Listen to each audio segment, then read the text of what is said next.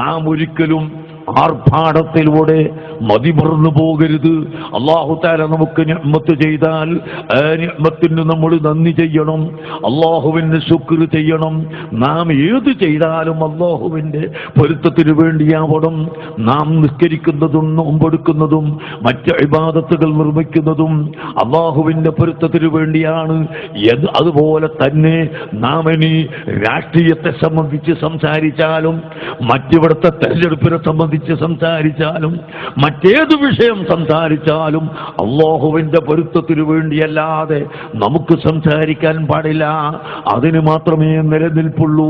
അല്ലാഹുവിൻ്റെ പൊരുത്തത്തിനു വേണ്ടി ചെയ്യുന്ന, അല്ലാഹുവിൻ്റെ സന്തോഷത്തിനു വേണ്ടി ചെയ്യുന്ന പ്രവർത്തനത്തിന് മാത്രമേ നിലനിൽപ്പുള്ളൂ. അഹങ്കാരത്തിന് നിലനിൽപ്പില്ല, കിബിറിന് നിലനിൽപ്പില്ല, ഗർവിന് നിലനിൽപ്പില്ല. വിനയത്തിനും സമാധാനത്തിനും സഹിഷ്ണുതക്കും മാത്രമാണ് നിലനിൽപ്പുള്ളത് എന്ന് ഞാൻ നിങ്ങളോട് ഓർമ്മപ്പെടുത്തുന്നു. അതുകൊണ്ട് നാം എപ്പോഴും അല്ലാഹുവിനെ ഭയപ്പെട്ട് സമാധാനത്തിലും സഹിഷ്ണുതയിലും ആയി ജീവിക്കണം. നാം ഒരിക്കലും അഹങ്കരിക്കുകയോ ആഹ്ലാദം അമിതമായി പോവുകയോ ചെയ്യാൻ പാടില്ല. സുബ്ഹാന ജല്ല ജലാലു. ചില സ്ഥലങ്ങളിലൊക്കെ ഇപ്പോൾ ഇലക്ഷൻ വിജയം വന്നപ്പോൾ ആഹ്ലാദ പ്രകടനം നടത്തി. എന്താണതിൻ്റെ ഗൗരവം ചിന്തിച്ചു നോക്കുമ്പോൾ യുസ്ബിഹു മുഅ്മിനൻ വയുംസി കാഫിറാ വയുംസി മുഅ്മിനൻ വയുസ്ബിഹു കാഫിറാ. രാവിലെ മൂമിനായവൻ വൈകുന്നേരമാകുമ്പോഴേക്ക് കാഫിറായി പോവുകയും വൈകുന്നേരം മൂമിനായവൻ രാവിലെ ആകുമ്പോഴേക്ക് കാഫിറായി പോവുകയും ചെയ്യുന്ന കാലഘട്ടം വരുമെന്ന് നബി സല്ലല്ലാഹു അലൈഹി വസല്ലം തങ്ങൾ പഠിപ്പിച്ച കാലം ഇത് തന്നെയാണോ എന്ന് ചിന്തിക്കുകയാണ്. ആലിമീങ്ങളെ ചീത്ത പറഞ്ഞാൽ, മുതഅല്ലിമീങ്ങളെ ചീത്ത പറഞ്ഞാൽ കാഫിറായി മുർത്തദ്ദായി പോകുമെന്ന് രിദ്ദത്തിന്റെ കിതാബിൽ, ചെറിയ കിതാബുകളിൽ വരെ നാം പഠിച്ചിട്ടില്ലേ? അതെല്ലാം മറന്നുകൊണ്ട് ഇലക്ഷന്റെ റിസൾട്ട് വരുമ്പോഴേക്ക് ആഹ്ലാദ പ്രകടനം നടത്തി തുണിയുടുത്തത് പോലും ഓർമ്മയില്ല, ഉടുത്തിട്ടുണ്ടോ എന്ന് പോലും ഓർമ്മയില്ലാതെ റോട്ടിന്റെ നടുവിലൂടെ തുള്ളി നടന്നുകൊണ്ട് ആലിമീങ്ങളെയും അഹ്ലു ബൈത്തിനെയും സയ്യിദുമാരെയും നിരപരാധികളെയും ചീത്ത പറയുന്ന അവസ്ഥയിലേക്ക് ജനങ്ങൾ എത്തിപ്പോയിട്ടുണ്ടെങ്കിൽ പ്രിയപ്പെട്ട സഹോദരങ്ങളെ, വളരെ ഗൗരവമാണ് എന്ന് നിങ്ങൾ മനസ്സിലാക്കണം. ബുദ്ധിയുള്ള ആളുകൾ അതല്ല ചെയ്യേണ്ടത്. ബുദ്ധിയുള്ള ആളുകൾ ബുദ്ധി ഉപയോഗിച്ച് കാര്യങ്ങൾ നടത്തുക, അതാണ് നാം ചെയ്യേണ്ടത്. അതിവിടെ ഇപ്പോൾ നടത്തിയിട്ടുണ്ട് എന്നതും തീർച്ചയാണ്. ഏതായിരുന്നാലും എനിക്ക് നിങ്ങളോട് പറയാനുള്ളത്, ഈ ബിദ്അത്തിന്റെ ആളുകളെ ശക്തിപ്പെടുത്തുന്ന ഒരു കൂട്ടരുമായി നമുക്ക് ബന്ധപ്പെട്ടുകൂടാ. നിങ്ങൾ നോക്കൂ, നേരത്തെ പുറ്റമ്പാറ സൂചിപ്പിച്ചു, അതുപോലെ അതിന് മുമ്പും സൂചിപ്പിച്ചു. ഇവിടുത്തെ ചില നേതാക്കളും രാഷ്ട്രീയക്കാരും അഹ്ലുസുന്നത്തി വൽ ജമാഅത്തിന്റെ ഇടയിൽ ഭിന്നിപ്പുണ്ടായപ്പോൾ ആ ഭിന്നിപ്പിനെ ഊതി വീർപ്പിക്കാനും അത് വലുതാക്കാനും ശ്രമിച്ചു. അതേ സമയത്ത് മുജാഹിദുകൾ ഭിന്നിച്ചപ്പോൾ ഒരു മാസക്കാലം ആ മുജാഹിദുകളെ യോജിപ്പിക്കാൻ ഉത്സാഹിച്ചു, മധ്യസ്ഥം വഹിച്ചു, സംസാരിച്ചു. പക്ഷേ അത് വിജയിച്ചില്ല. സുന്നികൾ ഭിന്നിച്ചു എന്ന് പറഞ്ഞിട്ട് സുന്നികളെ കളിയാക്കി ചീത്ത പറഞ്ഞ് നടക്കുന്ന മുജാഹിദും അങ്ങ് ഭിന്നിച്ചപ്പോ അത് നന്നാക്കാൻ ഇവർ പരിശ്രമിച്ചു. കഴിഞ്ഞില്ല.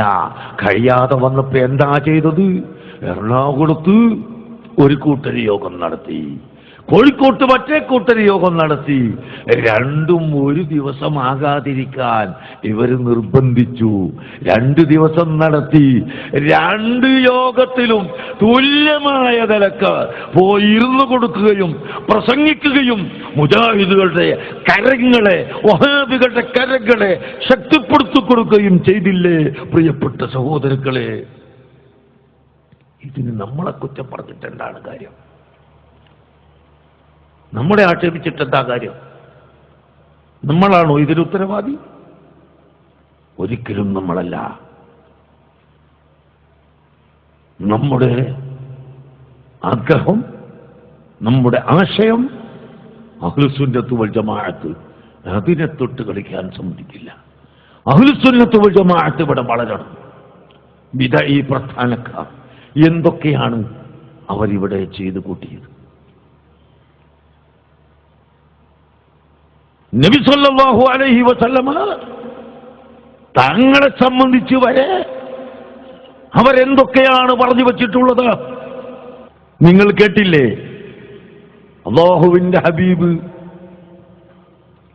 ഹുനൈൻ യുദ്ധത്തിൽ വച്ച് കിട്ടിയ ഗനീമത്ത് സ്വത്ത് ഓഹരി ചെയ്തു കൊടുക്കുമ്പോൾ അതാ ഈ വഹാബികളുടെയും മൗദൂദികളുടെയും വലിയ ഉപ്പാപ്പയായ മനുഷ്യൻ ദുൽ ഖുവൈസിറത്തു തമീമി എന്ന് പറയുന്ന ആൾ, ആ മനുഷ്യന്റെ 22ാമത്തെ മകനാണ് ഇവിടുത്തെ വഹാബികളുടെ നേതാവായ ഇബ്നു അബ്ദുൽ വഹാബ്.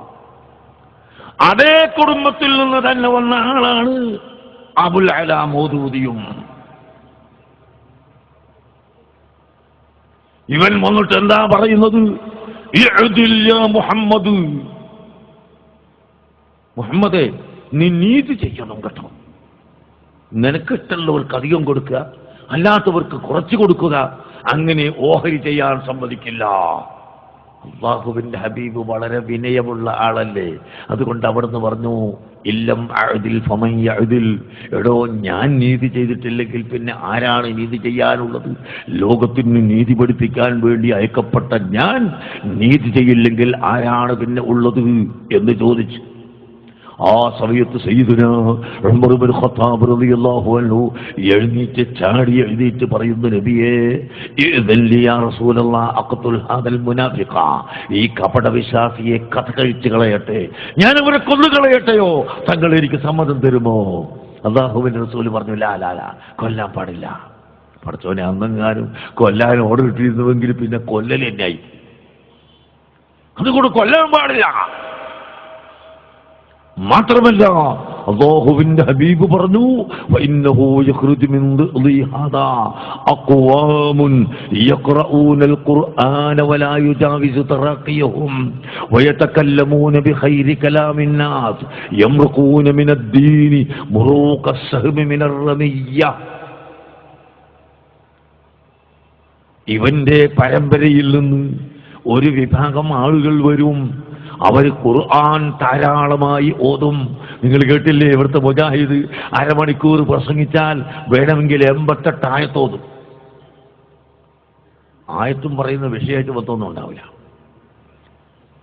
ആയത്തിന്റെ നമ്പറും പേജും പറയും. ഖുൽ ഹുവല്ലാഹു അഹദ് 38 313.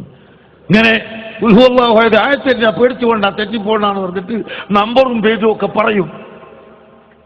ബന്ധമുണ്ടാവില്ല, വിഷയവുമായി ഒരു ബന്ധമുണ്ടാവില്ല. അങ്ങനെ കുറെ ആയത്തുകൾ ഓതും.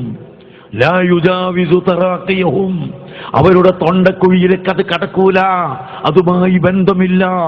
വയതകല്ലമൂന ബിഖൈരി കലാമിൻ നാസ്, ഖുർആനും സുന്നത്തും മുറുകെ പിടിക്കണം എന്ന് തുടങ്ങി നല്ല നല്ല വാക്കുകൾ ഇങ്ങനെ പറയും. പക്ഷേ യംറുഖൂന മിനദ്ദീനി, അല്ലാഹുവിന്റെ ദീനിൽ നിന്ന് അവർ പുറത്തു പോകും. മുറൂഖസ് സഹ്മി മിനർ റമിയ്യത്തി, ഒരു വേട്ടമൃഗത്തിലേക്ക് നല്ല മൂർച്ചയുള്ള സ്പീഡുള്ള അമ്പ് ചെന്ന് തറച്ചാൽ ആ വേട്ടമൃഗത്തിൽ നിൽക്കാതെ അവിടെ നിന്നും അപ്പുറത്തു പോകുന്നത് പോലെ ആ മനുഷ്യൻ ദീനിൽ നിന്ന് പുറത്തു പോകും. ഉമറേ, ആ പാർട്ടിയാണ് ഇവിടെ വരാനുള്ളത്. സഹോദരങ്ങള്, അവന്റെ 22ാമത്തെ മകനായിട്ടാണ് ഇബ്നു അബ്ദുൽ വഹാബ് ഇവിടെ വന്നത്. ആ മനുഷ്യൻ തന്നെയല്ലേ മദീന മുനവ്വറയിൽ ചെന്ന് അഷ്റഫുൽ ഖൽഖ് സല്ലല്ലാഹു അലൈഹി വസല്ലമ തങ്ങളുടെ ഹളറത്തിൽ ചെന്ന് അവിടെ സിയാറത്ത് ചെയ്യുന്ന ആളുകളോട് മുഴുവനും ദേഷ്യപ്പെട്ടുകൊണ്ട് പറഞ്ഞു, ഫഇന്ന മുഹമ്മദൻ അസായ ഹാദാ ഖൈറും മിൻ മുഹമ്മദിൻ ഫഇന്നഹു ഖദ് മാത വബ്തലാ വത്തസല ബിൽ അർളി. കയ്യിൽ പിടിക്കുന്ന ഒരു വടി, ആ വടി കാണിച്ചുകൊണ്ട് പറയുന്നു, ഈ വടിയാണ് ഈ ശവകുടീരത്തിൽ കിടക്കുന്ന മുഹമ്മദിനേക്കാൾ ഖൈറായത്, എന്റെ കയ്യിലുള്ള വടിയാണ്. ഈ വടി കൊണ്ട് എനിക്ക് ആട്ടിനെ മേക്കാൻ കഴിയും, ഈ വടി കൊണ്ട് എനിക്ക് കള്ളന്മാരെ തടുക്കാൻ കഴിയും, ഈ വടി കൊണ്ട് വീഴാൻ പോകുമ്പോൾ കുത്തിപ്പിടിക്കാൻ കഴിയും. അങ്ങനെ പല ഉപകാരങ്ങളും ഇതുണ്ട്. മുഹമ്മദ് ആവട്ടെ മരിച്ച് ചാമ്പലായി മണ്ണായി ദ്രവിച്ചു പോയിരിക്കുന്നു, ആ മുഹമ്മദിനെ കൊണ്ട് എനിക്ക് യാതൊരു ഫലവും ഇല്ല എന്ന് പറഞ്ഞത് ഈ പ്രസ്ഥാനത്തിന്റെ നേതാവാണ് കേട്ടോ. പ്രിയപ്പെട്ട സഹോദരങ്ങളെ, ഇത് മുസ്ലിം സമുദായത്തിന്റെ വിശ്വാസത്തിനെതിരാണ്. അള്ളാഹുവിന്റെ ഹബീബ് നശിച്ചു പോയിട്ടില്ല. അള്ളാഹുവിന്റെ ഹബീബ് ഖബറിന്റെ ഉള്ളിൽ ഹയാത്തോടുകൂടി നിൽക്കുന്നു. ഖുർആൻ പറയുന്നത് കേട്ടില്ലേ? വഅലമൂ അന്ന ഫീകും റസൂലല്ലാഹ്, അള്ളാഹുവിന്റെ റസൂല് നിങ്ങളെ കൂടെ തന്നെയുണ്ട്. വേറെ ആയത്തിൽ കാണാം, ഖുൽഇഅ്മലൂ ഫസയറല്ലാഹു അമലക്കും വറസൂലുഹു, ഓ മുഅ്മിനീങ്ങളെ നിങ്ങൾ അമൽ ചെയ്യുക, ഫസയറല്ലാഹ് തീർച്ചയായും അല്ലാഹു തആല നിങ്ങളുടെ പ്രവർത്തനം കാണുന്നുണ്ട്. തീർച്ചയായും അള്ളാഹു നിങ്ങളെ പ്രവർത്തനം കാണുന്നുണ്ട്. വറസൂലുഹു, അള്ളാഹുവിന്റെ റസൂലും നിങ്ങൾ ചെയ്യുന്നത് കാണുന്നുണ്ട്, വീക്ഷിക്കുന്നുണ്ട് എന്നാണ് ഖുർആൻ പഠിപ്പിക്കുന്നത്. സഹോദരങ്ങളെ, ഈ സ്വലാത്ത് നഗറിൽ ഒരുമിച്ച് കൂടിയ ആയിരങ്ങൾ ചെല്ലുന്ന സ്വലാത്തും ഇവിടുന്ന് സാധുവായ ഫഖീറായ ഞാൻ പറയുന്ന ഉപദേശവും ഞാൻ ഓതുന്ന ആയത്തും ഹദീസും ഈ പറയുന്ന പ്രസംഗവുമെല്ലാം അള്ളാഹുവിന്റെ ഹബീബ് കാണുന്നുണ്ട് കേട്ടോ, അവിടെ നിന്ന് അറിയുന്നുണ്ട് കേട്ടോ.